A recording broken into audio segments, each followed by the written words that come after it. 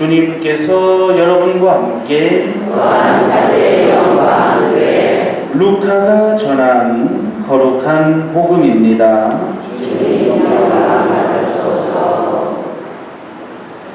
예수님께서 어느 안식일에 바리사이들의 지도자 가운데 한 사람의 집에 가시어 음식을 잡수실 때 일이다.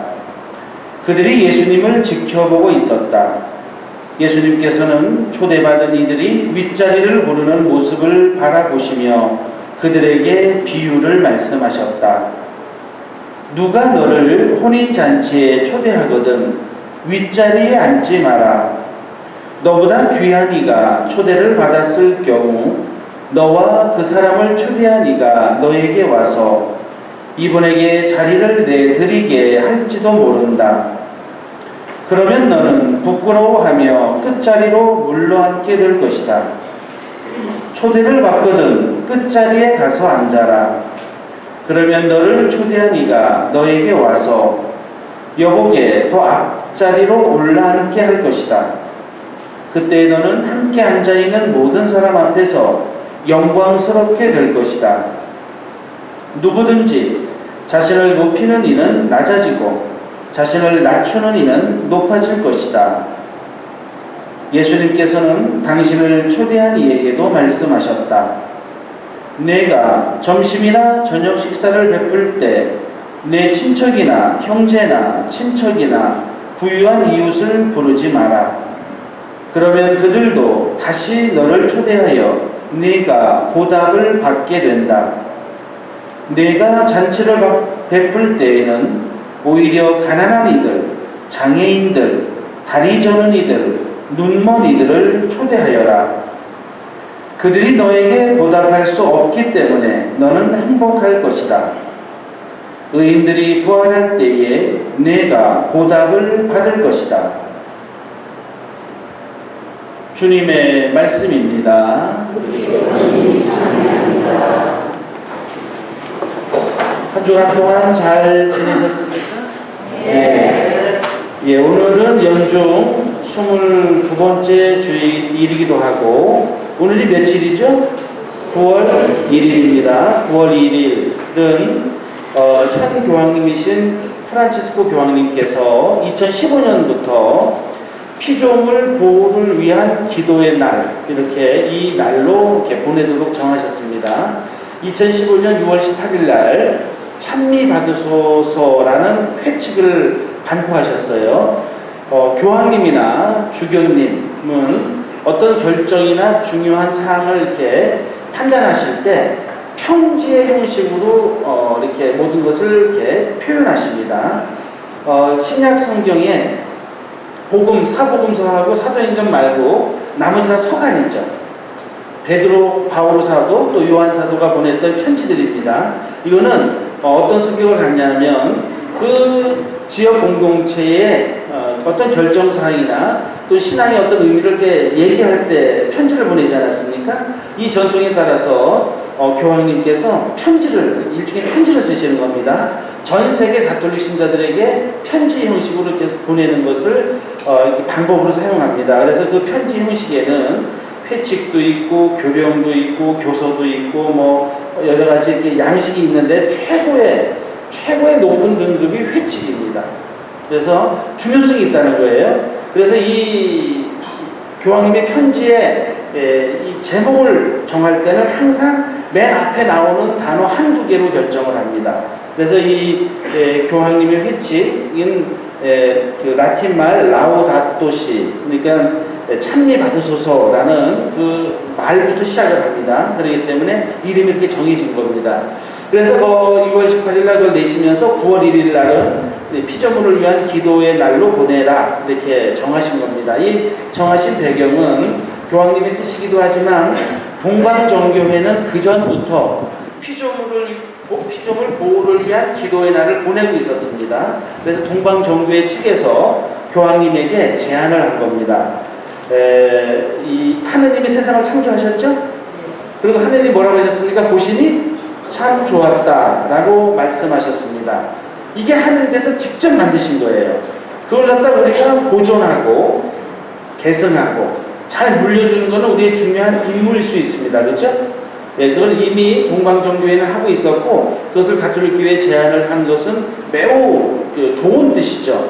같은 예수님을 믿는 범그리스도교 안에서 서로 협력하고 서로 손을 맞잡고 인류 전체를 위해서 이렇게 구원의 중요한 것을 함께하는 건 매우 중요한 겁니다. 이걸 그리스도교 제1치라고 얘기합니다. 그리스도교 제1치는 화학적이고 물리적인 결합을 말하는 게 아닙니다. 그러니까 예를 들면 교황님 끝으로 무슨 동방종교회나 개신교가 다 모여서 새롭게 이렇게 딱 정해서 가톨릭이 정하는 모든 예배, 이 미사 방식으로 모든 걸 결정하고 하는 것이 가톨릭에서 얘기하는 그리스도교 제1치가 아닙니다. 그건 물리적이고 화학적인 결합인데 그것을 교회가 얘기하지 않고 서로 예수 그리스도의 뜻 안에서 서로를 형제로 인정하고 서로 손을 잡고 인류를 위해서 봉사할 수 있는 것들을 함께 해나가는 것, 이것을 그리스도교 제1치라고 얘기합니다. 이것이 더 훨씬 더 지혜로운 것이고 겸손한 태도고 하느님 안에서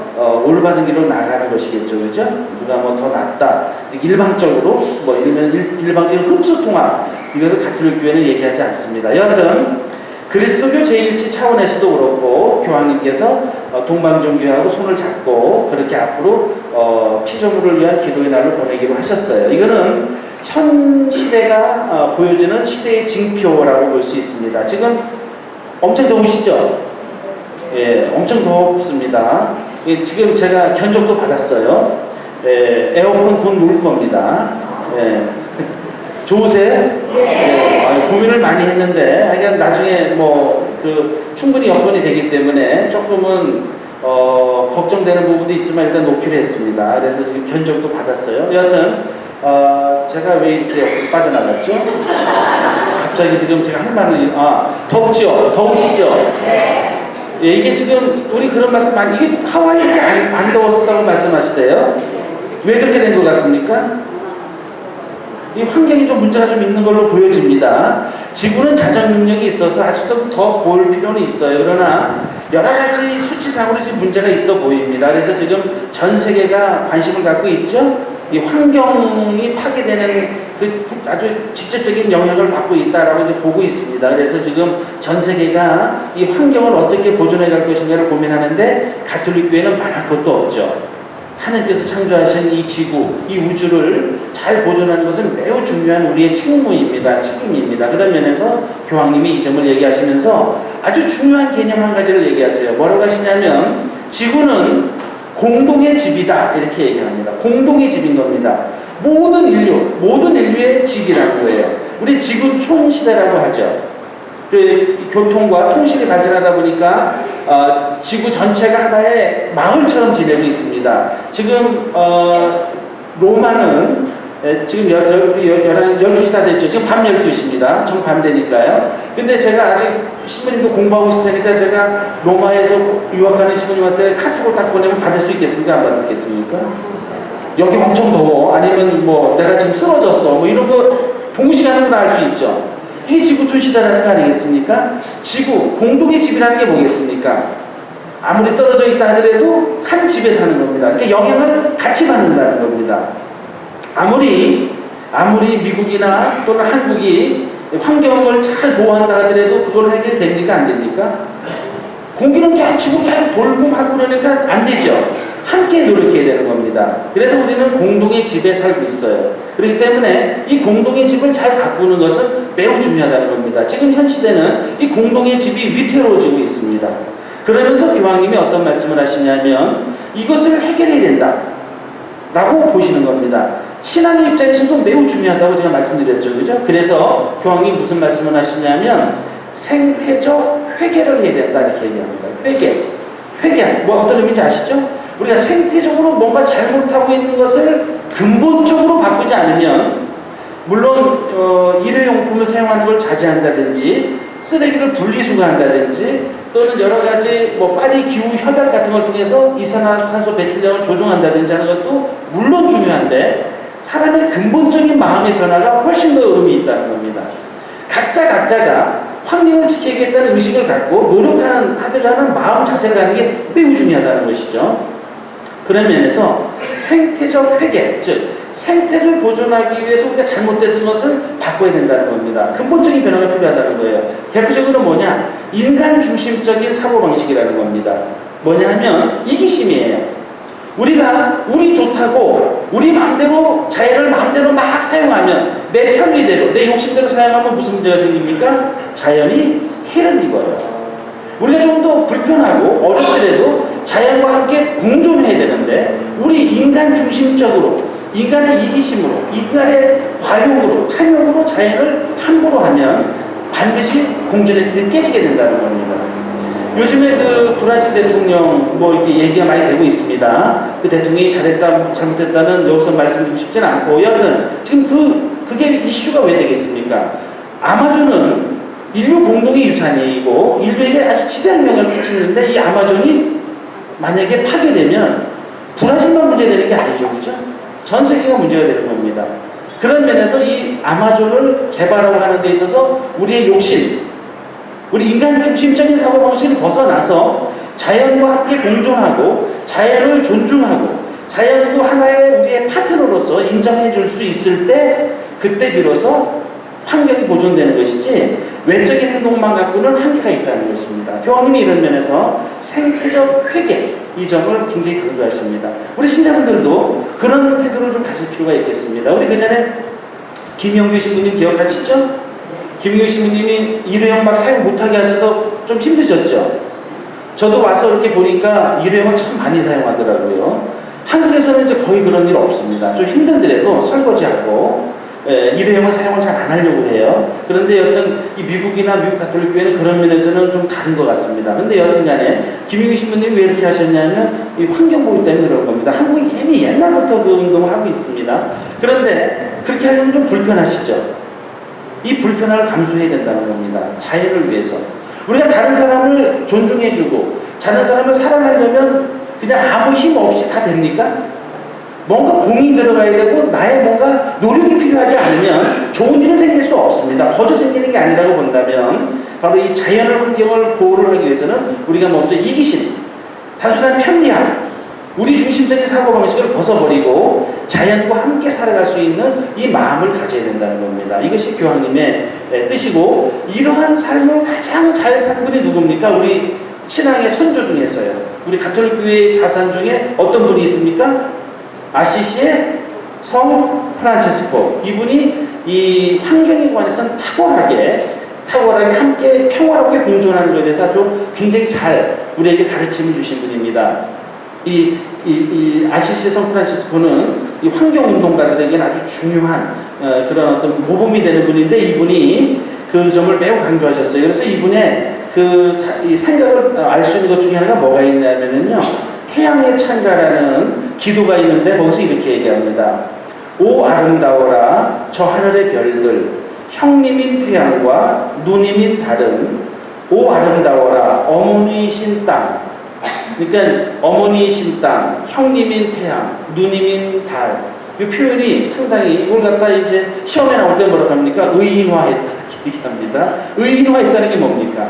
마치 내 형제 자매처럼 생각해야 된다는 것이죠. 이 의미는 뭐냐면 자연은 한낱 우리가 막 발로 차고 마음대로 해도 되는 그런 게 아니라 존중받아야 되는 겁니다. 같은 피조물로서. 물론 인간이 더 위대한 건 분명하지만 하나님 안에서 다 의미가 있어요. 그렇기 때문에 존중받아야 되고 존중할 때 자연과 인간이 함께 공존할 수 있다는 겁니다. 이걸 안 하면 자연이 만약에 파괴되면 우리 어디서 살 겁니까? 에어컨을 아무리 돌리면 뭐합니까? 악순환이 계속돼서 밖에가 변하지 않으면 결국은 어떻게 됩니까? 밖에를 못 나갑니다. 그러면 더 이상 못 살 겁니다. 에어컨은 임시 방편일 뿐입니다. 근본적인 이 환경의 변화가 필요하다는 것이죠. 이 점을 우리 신자분들 좀 많이 생각하시면 좋겠습니다. 이게 교황님의 뜻이고요. 더우시죠? 예, 그래서 제가 노래를 하는 게 또 틀어드리도록 하겠습니다. 제가 서울신학교 막 들어갔을 때 낙산 중창단 신상욱 씨 얘기했죠? 그분이 그 형제님이 이 태양의 찬가를 노래로 불렀는데 더우실 테니까 좀만 참으세요. 에어컨도 곧 될 겁니다. 네, 그리고 오늘 뭐죠? 반주가 안 되는데 반주자가 가족이 갑자기 무슨 이머전시가 있었는가 봐요. 갑자기 떠났습니다. 그러니까 그래서 지금 그런데 뭐죠? 피아노 없어도 또 매력이 있죠. 예, 이게 바로 자연의 소중함을 역으로 생각해 볼 필요도 있습니다. 어떤 면에서는 전기 없어도 살만하죠. 예, 여튼간에 근데 있어도 좋습니다. 에어컨 빨리 놔야죠. 예.